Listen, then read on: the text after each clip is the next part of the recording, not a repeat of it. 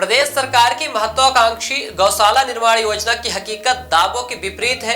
यदि इसकी हकीकत आपको देखनी है तो आप रीवा के गौशालाओं का निरीक्षण कर लीजिए, जिसका निरीक्षण खुद उप मुख्यमंत्री राजेंद्र शुक्ल करते हैं, लेकिन वह केवल बसावन मामा गौ अभ्यारण्य में जाते हैं और गायों के सामने फोटो खिंचाकर फुर्सत हो जाते हैं। हकीकत जिस पर अधिकारी घून लगा रहे हैं, जिले में करीब 200 से अधिक संख्या में गौशालाओं के निर्माण पूरा होकर शुरुआत करने के दावे किए जा रहे हो, लेकिन जिले में सैकड़ों की संख्या में अधिक गौशालाओं के निर्माण पूरा होकर शुरुआत करने के दावे किए जा रहे हैं, लेकिन वस्तु स्थिति इसके विपरीत है। जिले में आवारा मवेशियों की बढ़ती संख्या के बीच इन्हें संरक्षित करने के लिए बनाए जा रहे गौशालाओं का निर्माण पूरा नहीं हो सका है। बीते 6 वर्षों से जिले भर में गौशालाओं का निर्माण कराया जा रहा है। वहीं दूसरी ओर से जिले भर में खेत और सड़कों पर बड़ी संख्या में आवारा मवेशी डेरा डाल रहे हैं। खेत में जहां फसलों को नुकसान पहुंचा रहे हैं, तो वहीं दूसरी ओर सड़कों पर दुर्घटनाओं का प्रमुख कारण भी बनते जा रहे हैं। लगातार गांवों में जरूरत के हिसाब से गौशालाओं का निर्माण कराए जाने के लिए उच्च स्तर के अधिकारी निर्देश जारी कर रहे हैं। गत दिवस प्रदेश भर में गौशालाओं के निर्माण की समीक्षा के दौरान रीवा मऊगंज जिले के कार्यों पर नाराजगी जाहिर की गई थी और कहा गया था कि जितने भी अधूरे कार्य उन्हें जल्द से जल्द पूरा किया जाए। देखा जाता है कि गौशाला निर्माण को लेकर बसावन मामा गौ अभ्यारण्य में लगातार डिप्टी सीएम जाते रहते हैं, फिर भी पता नहीं अधिकारी इतने सुस्त क्यों हैं। मनरेगा योजना के तहत गांवों में गौशाला निर्माण की प्रक्रिया अब से 6 वर्ष पहले प्रारंभ हुई थी। तत्कालीन कांग्रेस सरकार ने अपनी प्राथमिकताओं में इसे शामिल किया था। पहले चरण में 202 गौशालाओं की स्वीकृति जिले में मिली थी।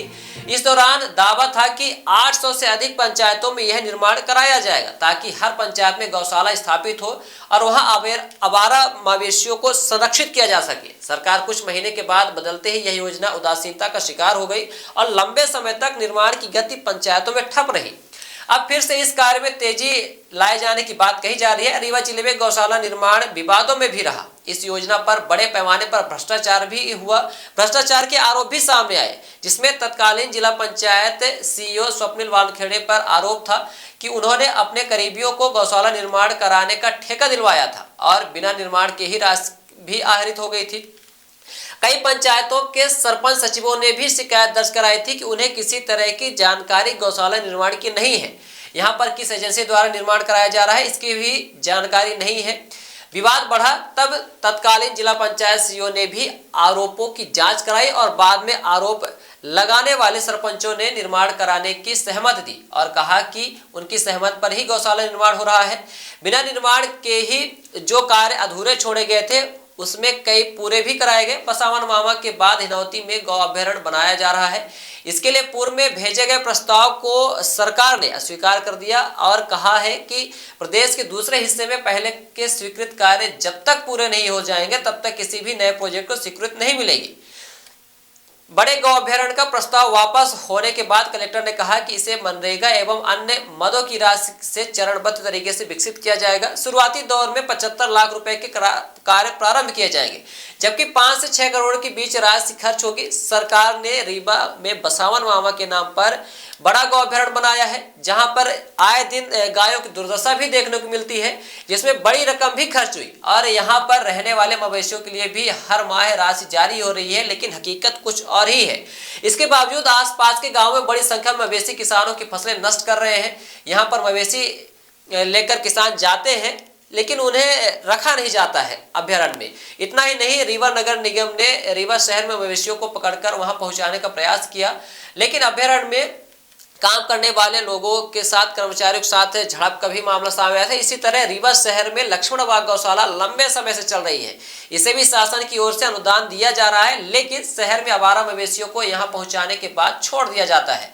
गौशाला संचालकों का कहना है कि पर्याप्त जगह नहीं होने की वजह से सभी मवेशियों को स्वीकार नहीं किया जा सकता है। हकीकत देखने को मिल रही है कि अभी भी आवारा मवेशी सड़कों में है, दुर्घटना का शिकार हो रहे हैं, लोगों की जानें जा रही है, मवेशियों की भी जान जा रही है।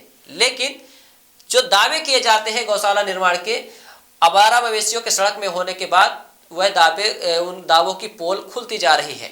Bihan hospital and research centre आपके अच्छे स्वास्थ्य हेतु समर्पित सर्व सुविधा युक्त हॉस्पिटल। बिहान हॉस्पिटल में स्त्री रोग, कैंसर, मेडिसिन एवं कैंसर सर्जरी, यूरोलॉजी, न्यूरोलॉजी, हृदय रोग, ऑर्थोपेडिक, जनरल मेडिसिन, बाल चिकित्सा, जनरल एवं लेप्रोस्कोपी, प्लास्टिक सर्जरी संबंधित सभी बीमारियों के उपचार की सुविधा उपलब्ध है। बिहान हॉस्पिटल में emergency ambulance, pathology, pharmacy, dialysis, 2D echo, छाती की जांच, सोनोग्राफी, PFT फेफड़ों की जांच, फिजियोथेरेपी की सुविधा उपलब्ध है। विहान हॉस्पिटल में मेडिक्लेम इंश्योरेंस, कैशलेस सुविधा, आयुष्मान भारत कार्ड धारी को सुविधा उपलब्ध है। विहान हॉस्पिटल में 24 घंटे एम्बुलेंस की सेवा उपलब्ध है। हमारा पता है NH7 होटल लैंडमार्क के पहले रतहरा, रीवा। अधिक जानकारी के लिए संपर्क करें। Helpline number 9074 5146 14।